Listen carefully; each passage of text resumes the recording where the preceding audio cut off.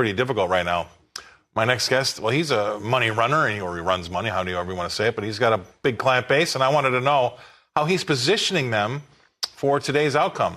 Please welcome into the show, Craig Bolanos. Craig, thanks for being on. You're probably well placed for our show to talk to somebody that, and I think that it needs to be said, when I talk about a guy that runs money for customers, a lot of times people think that you're actually trading money on behalf of your customers, or you're really just investing it according to their what they want to do, right? Because it's more retirement and health and their savings accounts, rather than you're out there punting the money around trying to be a trading fund manager, right?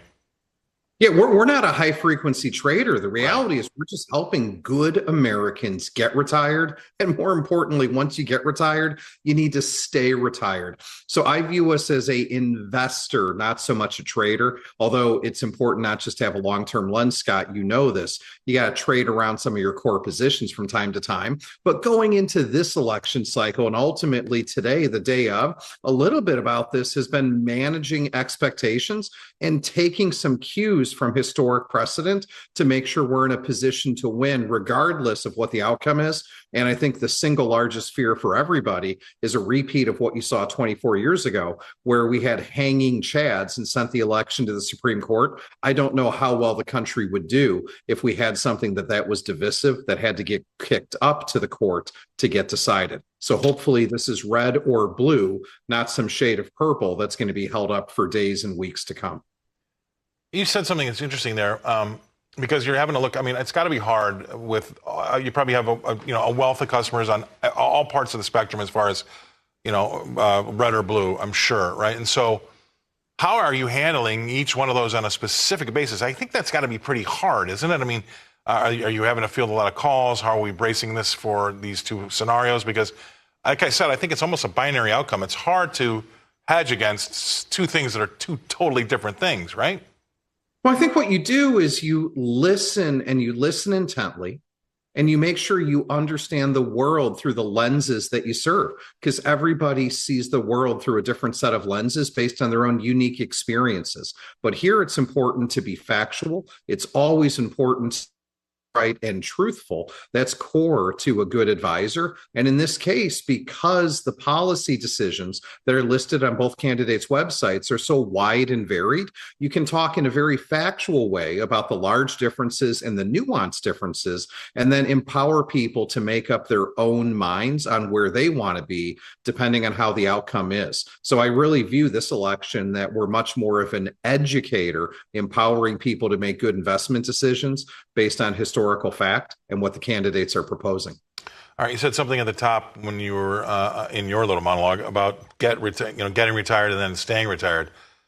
Can you tell me the percentage of people that actually retire and then have to go back to work because things didn't work out, they ran out of money, or I mean, that would be my ultimate biggest scare. But what's the number there? How often does that happen?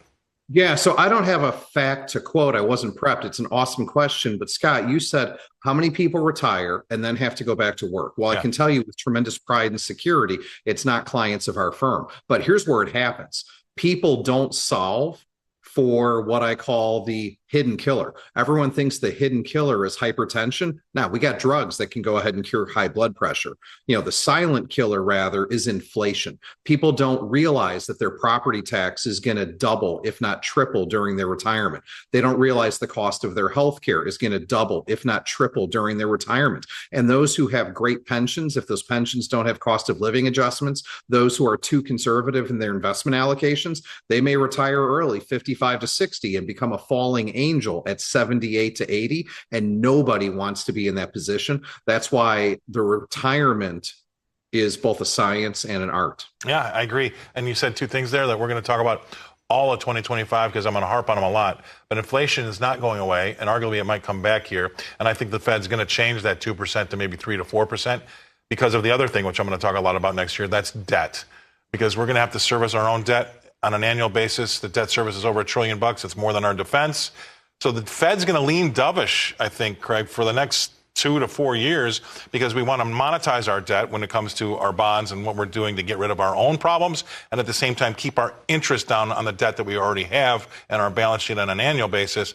That screams You want to own stuff because we're going to have an inflationary issue. You got about 20 seconds. What do you say about that? That's correct. The Fed almost doesn't have a choice. You need to make all the debt that we're currently servicing affordable, and all the future debt we're about to put in serviceable as well. So you can almost all but guarantee, regardless of what the inflation prints are, we're going to have to be dovish in terms of Federal Reserve policy. And that's got implications for savers, borrowers, and investors. So, hey, America, don't just vote. You want to get retired and stay retired? Let's start strategizing so you can be one step ahead. Right, and that's music to the ears of a farmer, because the farmers don't have a ton of cash, but they have a ton of assets, and that's going to be a good thing in that environment that you just described there. Appreciate you coming on. Thank you very much, Craig. Craig Bolanos, he's the co-founder and CEO of the Wealth Management Group in Chicago. Thanks for being on, Craig. We'll see you again next week.